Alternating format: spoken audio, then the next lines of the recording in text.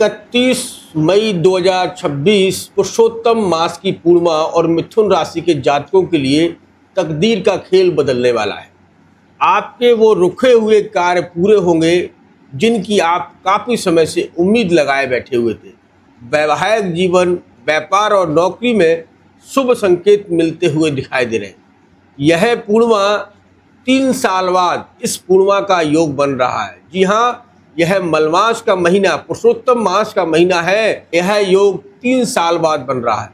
तो मित्र, मिथुन राशि के जातकों के लिए यह पूर्णिमा के क्या लाभ और क्या हानि निकल कर आ रहे हैं।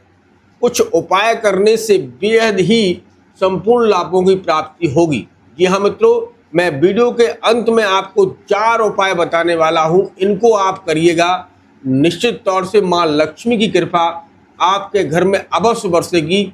और अगर कोई जीवन में कोई समस्या बनी हुई है, व्यापार से, नौकरी या वैवाहिक जीवन में समस्या है, या लव लाइफ में कोई समस्या है, स्वास्थ्य को लेकर आप चिंतित हैं, तो इन उपायों को अवश्य करिएगा। इन उपायों को करने से जीवन में बड़ी ही खुशियां प्राप्त होगी। दोस्तों, पहले जान लेते हैं पूर्णिमा के बारे में और आपको किस प्रकार से रेमेडी करना है, कौन कौन से उपाय करना है और आपकी कुंडली में चंद्र कहाँ विराजमान होंगे और उनकी दृष्टियां क्या रहेंगी जिससे आपको लाभ या हानि के संकेत मिलेंगे। दोस्तों, एक एक करके सभी ग्रह नक्षत्रों के बारे में जानते हैं और आपको बताते हैं। उससे पहले मैं अपना इंट्रोडक्शन दे दूं। मैं हूं पंडित आर के पाठक और आप देख रहे हैं अपना ही YouTube channel all is well राशिफल। मित्रों, कुंडली में तीसरी राशि मिथुन राशि को प्राप्त है। इस राशि के स्वामी है बुध महाराज, जो कि बुध महाराज बहुत ही युवा और सभी कुंडलियों में सभी ग्रहों से सबसे छोटे ग्रह माने जाते हैं। इन्हें युवराज का दर्जा दिया गया है। जी, राजा सूर्य है और इन्हें युवराज कहा जाता है, मंगल मंत्री है। तो दोस्तों, बुध की पोजीशन को देखें तो बुध आपकी कुंडली में इस समय आपकी 12वें भाव में स्थित कर रहे हैं, 12वें भाव में सूर्य के साथ में। अब चंद्र जो है 31 मई 2026 को रात्रि के 11 बजे, मतलब उसी दिन 30 तारीख को ही उदय तिथि के अनुसार चंद्र आपकी वृश्चिक राशि में आएंगे, यानी कि आपकी कुंडली के 6वें भाव में। और पूर्णिमा के दिन चंद्र नीच का हो जाता है। वृश्चिक राशि में आते ही चंद्र नीच का कहा जाता है। और उसके बिल्कुल अपोजिट, यानी कि आप वृषभ राशि में देख लीजिएगा, चंद्र उच्च का हो जाता है। यह कॉन्सेप्ट होता है। तो चंद्र यहाँ नीच का होगा और शुक्ल पक्ष की यह पूर्णिमा रहेगी, जिससे चंद्र की पूरी कलाओं के साथ में आपको एक ऐसा महसूस होगा कि आप खुले आसमान में बैठेंगे तो ऐसा लगेगा कि चारों तरफ बहुत तेज प्रकाश हो रहा है। जी हाँ, इस समय दिव्य आत्माएं, दिव्य शक्तियाँ और दिव्य वातावरण रहता है। जो भी यूनिवर्स से आप मांगेंगे वह कहीं ना कहीं प्राप्त होता है। इसीलिए तो इस दिन का विशेष महत्व होता है। अब इनको देख लेते हैं। तो चंद्र आपकी कुंडली के 6वें भाव में बैठा है। तो जिन लोगों को कर्ज से समस्या है, स्वास्थ्य से समस्या है, कोर्ट कचहरी के मामलों में समस्या है, या कोई बड़ा केस आपके पक्ष में नहीं आ रहा है और आप बहुत प्रयास कर रहे थे, कोई कानूनी कार्रवाई आपके साथ में हो रही है, कानूनी कार्रवाई आपके पक्ष में नहीं हो रही है, तो मेरे द्वारा बताया गया यह उपाय आप जरूर करिएगा। 31 मई 2026 को विशेषकर आपको लाभ मिलेगा, क्योंकि यह उपाय करने से इस दिन सर्वासिद्धि योग बनता है और वह उपाय कहीं ना कहीं फलीभूत होता है।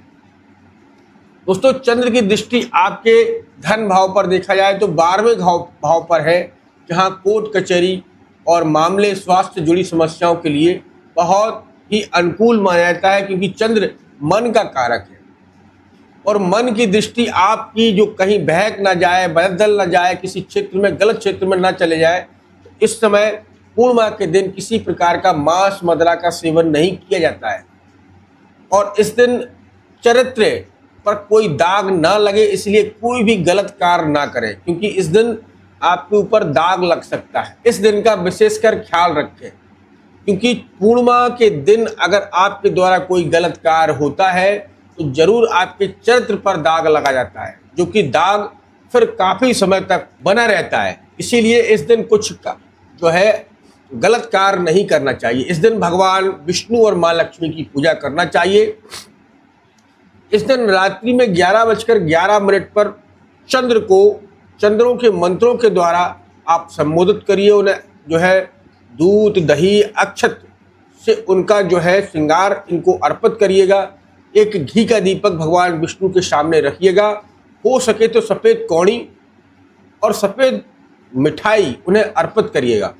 इसी दिन अगर आप सफ़ेद चीज़ों का दान करते हैं, दूध, दही, मिठाई, तो विशेषकर नेक रहेगा। अगर आपने कोई चांदी का छल्ला पहन रखा है तो इसे आप पूजा घर में या पूजा की थाली में अवश्य रखिएगा। चांदी का टुकड़ा आप विशेषकर रखिएगा। चंद्रमा के उतने ही अच्छे रिजल्ट आपको प्राप्त होंगे। तो यह उपाय करने से आपके जीवन में सर्वोत्तम लाभ प्राप्त होगा।